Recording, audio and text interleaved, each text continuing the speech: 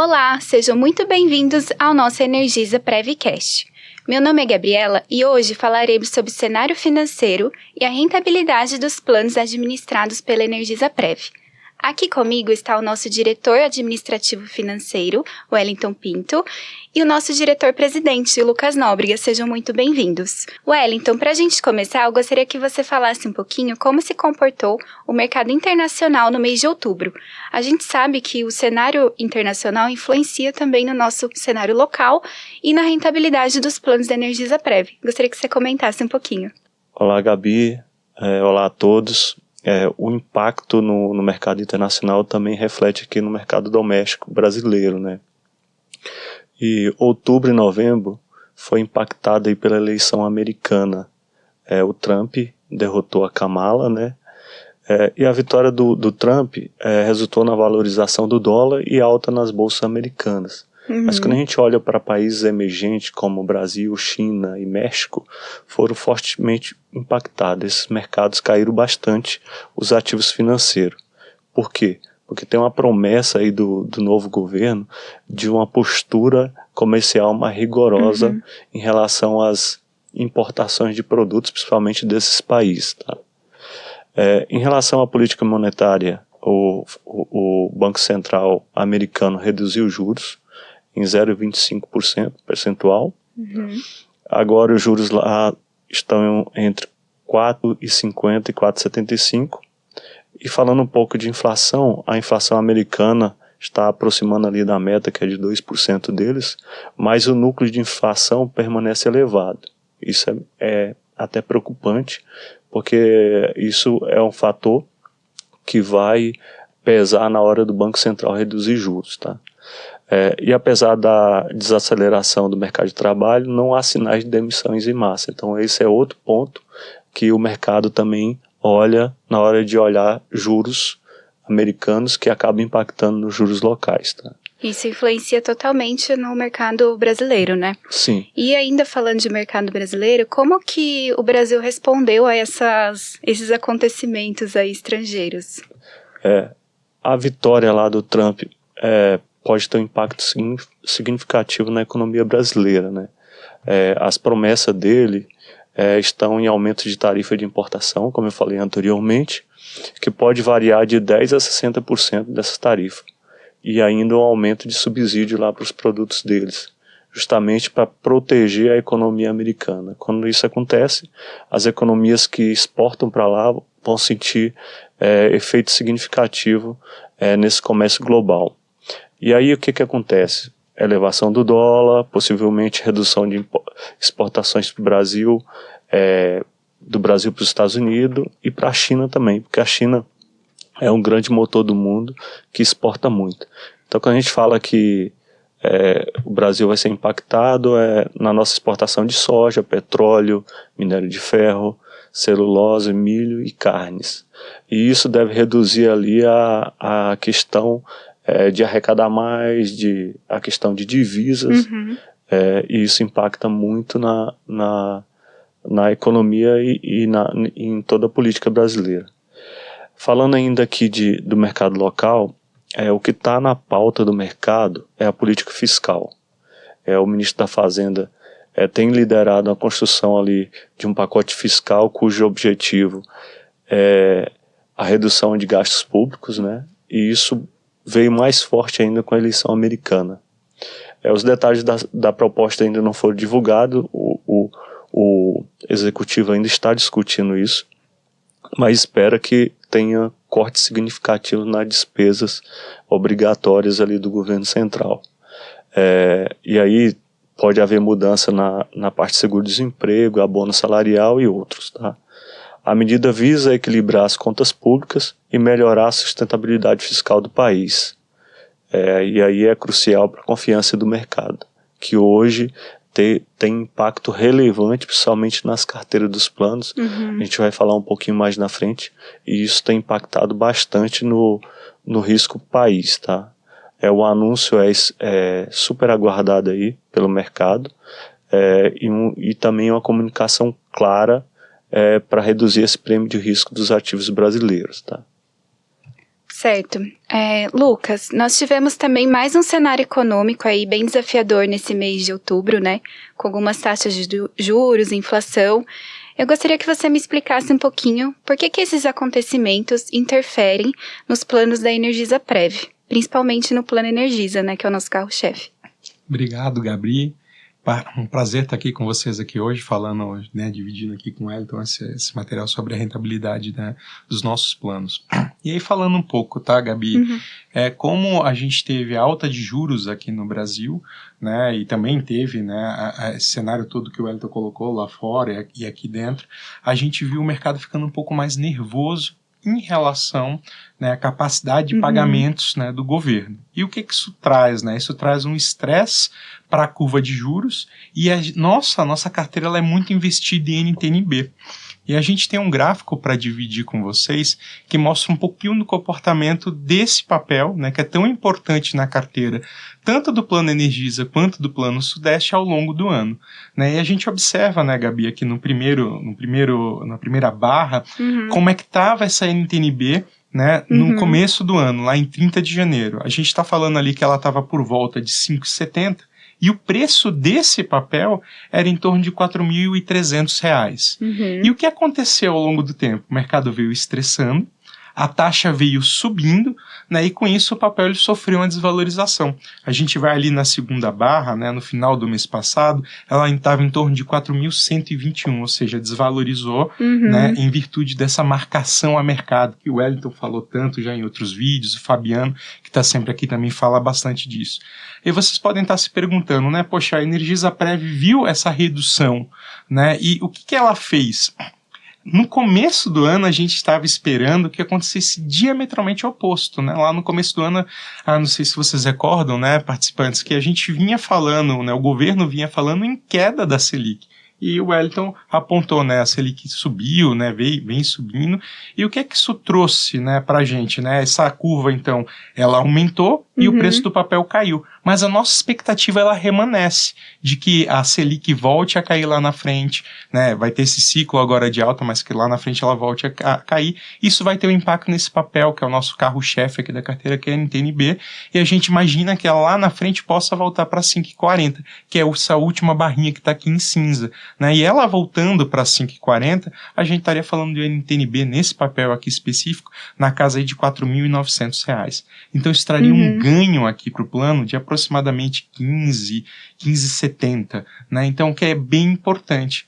Então, toda essa volatilidade, esse sobe e desce, que a gente vai falar um pouquinho mais para frente, teve esse impacto aí da curva de juros, tanto aqui no Brasil, como também um reflexo lá fora, do que está acontecendo lá fora. Certo, Lucas, você falou de volatilidade, né? Para que seja mais fácil, a gente sempre vem falando nesse termo. O que é a volatilidade e qual que é o papel dela no retorno ou na rentabilidade do investimento? Pode explicar um pouquinho? Ótimo, claro.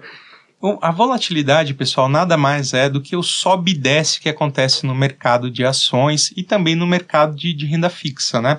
A gente mostrou ali naquele gráfico, né? Vocês viram que é um papel de renda fixa e ainda assim ele teve uma desvalorização nesse ano. Com ações é muito mais fácil, né? Quando a gente olha lá nos principais jornais, né? Eles falam, hoje a bolsa subiu, hoje a bolsa caiu. Isso é volatilidade. A volatilidade é como a gente mede no mercado o risco. Né? E tem uma expectativa muito importante, né, dentro dos investimentos, que é quanto mais risco a gente espera obter mais retorno no longo prazo. Tá? Mas isso é verdade, mas também traz essa volatilidade. E às vezes pode cair. O risco nem sempre é para cima, né? Se fosse para cima seria muito fácil. Né? Então, às vezes, a gente tem esse efeito aí da marcação a mercado. E aqui na Energisa-Prev, a gente está sempre olhando, né, a aposentadoria dos nossos participantes. Né? A gente não está investindo no curto prazo. Eu faço uma relação, a gente conversa muito disso, né, Wellington? A gente não está aqui para vencer uma corrida de 100 metros rasos, né? A gente não está aqui como o Usain Bolt, né, que é o super medalhista dos 100 metros rasos. Sim. Né? A gente está aqui para vencer uma maratona. Uma maratona, né? isso. São 42 quilômetros. Então, se eu pegar o Bolt para correr a maratona, provavelmente ele não vai sair bem. Né? Já se a gente pegar o campeão atual, né, o que é o Kipchoge, ele tem o melhor índice de maratona. Então a nossa carteira ela está voltada para isso, né? Para o exercício de longo prazo, para uma rentabilidade de longo prazo. Então pode sacudir aí no curto prazo, mas a expectativa é que no longo prazo ela traga um retorno. E aí você poderia me perguntar, a longo prazo quanto, Lucas? Seria algo em torno de 60 meses, tá? E aí quando a gente está falando são 5 anos. Então é sempre comparar a Energisa-Prev, né, tanto no plano Energisa quanto no Sudeste, com a rentabilidade de mais longo prazo. Mês a mês ele sacode, pode ter uma rentabilidade negativa, mas a gente tem que estar preparado com a carteira para o longo prazo, tá? E pegando esse gancho, Lucas, até aproveitando aí, o pessoal pode dar uma olhadinha no nosso site, tem na área de investimentos todo o tempo, né, de rentabilidade. Então, quando a gente olha isso a longo prazo, a gente vê que tá legal, né, que tá positivo. Mas a gente tem mesmo essa percepção de olhar aí no curto prazo, mas a gente sempre destaca o longo prazo. Aí, Lucas, falando também, como que foi então, né, a rentabilidade do Plano Energisa e do Plano Energisa Sudeste neste mês de outubro? Perfeito, Gabi. E aí tem tudo a ver com o que a gente trouxe, né, com o que o Wellington acabou de falar do cenário internacional e também do cenário local.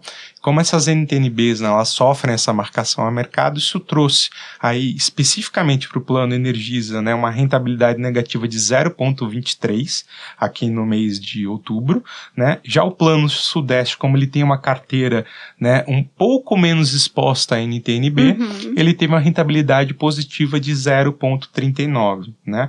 Mas a gente está sempre olhando, como eu coloquei, o longo prazo. Então a gente está vendo a expectativa desses títulos que sofreram mais ali na carteira, né, do Plano Energisa terem uma recuperação boa aí no ano de 2025, tá? Tá ótimo, Lucas. Wellington, devido a esse cenário, né, que a gente vem acompanhando, houve alguma mudança na composição dos investimentos ou a área de investimentos pode fazer algo nesse sentido? Gabi, houve mudança sim, né, nesse período, mas assim não de forma estrutural na carteira, né? A gente acredita muito nessa carteira que ela vai trazer um resultado interessante em longo prazo. Em relação à mudança, assim, a gente fez mais de forma pontual. A gente reduziu, por exemplo, crédito privado, que a gente enxerga que tem algum risco daqui para frente, principalmente nesse momento aí de manutenção de juros altos, e a mudança foi bem pontual. Se a gente pegar a carteira que rendeu o ano passado 14,60, praticamente são os mesmos ativos que estão alocados hoje, porque a gente acredita que no longo prazo isso vai ter um bom retorno, tá? Legal. Lucas, você comentou também de renda fixa, né? E falando aí dos investimentos da carteira, existe algum risco na carteira que pode estar impactando esse resultado? Wellington, direcionando para você. Olha, na nossa carteira não tem investimento de alto risco, né? O risco que está vindo aqui é mesmo só de marcação a mercado e de títulos públicos federais, que tem essa oscilação que o Lucas acabou explicando muito bem. E aí a gente tem a percepção, teve perda financeira, não teve. Hoje são os títulos mais seguros do Brasil para a gente comprar. Principalmente os fundos de pensão compram muito esses ativos. Hoje a gente tem 50% da carteira do Plano Energisa alocado nesses ativos. E aí o resultado veio abaixo, tanto da meta quanto do CDI esse ano, por conta dessa oscilação que o Lucas falou, dessa volatilidade, tá? Mas a gente não tem ali ativos que a gente tem expectativa de perda financeira, por exemplo, como um crédito ruim. A gente não tem nada disso na carteira, tá? Lucas, como que a gestão da Energisa-Prev está lidando, né, com essa situação aí de turbulência do mercado e que acaba influenciando a rentabilidade do plano, principalmente do Plano Energisa? Bacana, Gabi. Como eu coloquei, a gente vai sempre olhar os investimentos, né, e o Wellington é o responsável aqui pelos investimentos dentro da Energisa-Prev no horizonte de 60 meses, né? A política de investimento que a gente vai soltar, né, provavelmente agora em dezembro para divulgação para os nossos participantes, ela tem sempre horizonte de 60 meses. Então, a carteira, né, como o Wellington falou, não sofreu modificações, a gente está confiante nos papéis que a gente possui, né? Como a gente falou ali naquele gráfico, a gente espera que esses papéis venham a trazer um retorno positivo, né, para os nossos participantes, mas sempre observando considerando, né, o médio e longo prazo. Esse ano especificamente não teve uma rentabilidade muito boa por conta dessa marcação e por conta de toda essa insegurança em relação ao governo vai cumprir com o déficit fiscal, né, vai cumprir com as metas que ele estabeleceu para o primário, mas a gente não está olhando o game de 2024, a gente está olhando para, de fato, a aposentadoria dos nossos participantes, né, para o longo prazo. E para isso a gente faz a política de investimento visando, né, um período de 5 anos e olhando lá para frente. E essa carteira está pronta, né, para atingir os objetivos de médio e longo prazo, que é trazer rentabilidade para os nossos participantes, né, para eles poderem oferir ali, tanto no plano Energisa quanto no plano Sudeste, né, uma segurança para a sua aposentadoria de longo prazo. Ninguém espera retirar o dinheiro aqui no próximo mês. É para realmente fazer fruição dessa reserva por um período maior. E Lucas, quais as medidas de proteção do patrimônio dos investimentos que a Energisa-Prev possui? Em casos como o que estamos atualmente, como a rentabilidade sofrendo aí essas oscilações que a gente vem acompanhando? Eu acho que essa pergunta ela é muito boa, Gabi, porque assim, o que a Energisa-Prev fez diante dessa volatilidade, né? A gente tem um papel que ele tem uma rentabilidade, teve esse ano uma rentabilidade negativa, que foram essas NTNBs, por conta de marcação a mercado, mas esse papel por si só, ele tem uma proteção contra a inflação e ele paga um juros real no longo prazo. Então é como se eu estivesse comprando esse papel, hoje eu tenho ele na carteira, né? A gente fez essas aquisições há mais tempo, mas hoje a gente tem um papel que vai estar rendendo daqui para frente inflação mais alguma coisa como 6,70. Né? E a gente acredita que esse papel ele vai valorar. Então esse papel em si que trouxe toda essa volatilidade até agora é o mesmo papel que vai proteger a nossa carteira no longo prazo. Então por isso que a gente acredita muito na formulação como a gente faz o investimento, sempre visando um período maior, né, esses 60 meses. Então a gente roda uma fronteira eficiente, né, tem um papel aqui da área do Wellington com a consultoria externa, olha, faz a seleção de ativos olhando para isso e a gente tem hoje uma carteira que a gente acredita ser adequada, né, para o que vai refletir lá para frente. São investimentos seguros, né? Exato. A gente está falando de título público federal, né? Não tem algo que hoje a gente conheça que tenha um risco que a gente chama no mercado de risco soberano, né? Ou seja, é super seguro. O que aconteceu foi essa marcação ao mercado que o Fabiano e o Wellington vem falando tantas vezes aqui. Tá. Certo, Wellington, para a gente finalizar, quais são as expectativas, né, da rentabilidade para o próximo período? Você já tem uma sugestão, algo que possa comentar? O Lucas falou aqui que a gente vai apresentar uma política de investimento aí para o Conselho até o final do mês, né? Nessa política ali, a gente vai ter uma projeção de retorno, tá? Se a gente olhar a carteira que a gente tem hoje, carregar ela aí nos próximos 5 anos, a gente está falando de uma expectativa de retorno de inflação mais 6,5, tá? Então a gente tem ali uma média dessa carteira para frente de inflação mais 6,70 desses títulos públicos, mas quando a gente pega todo o agregado da carteira, que não é só título público, a gente está falando aí um retorno anualizado para os próximos 5 anos de inflação mais 6,50, tá? E aí, de novo, né, os mesmos papéis que geraram muita volatilidade por conta do cenário desse ano, seja interno ou externo, que vai gerar um retorno lá no futuro, né?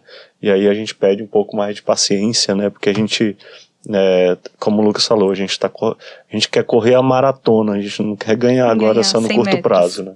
Bom, pessoal, gostaria de agradecer muito a presença de vocês no vídeo de hoje. E, pessoal, continuem nos acompanhando. Caso vocês ainda tenham dúvidas, pode deixar no comentário aqui dos vídeos ou nos procurar através dos nossos canais de atendimento pelo 0800 372 7738. Estamos à disposição, pessoal. Tchau, tchau. Obrigado. Tchau, tchau. Obrigado.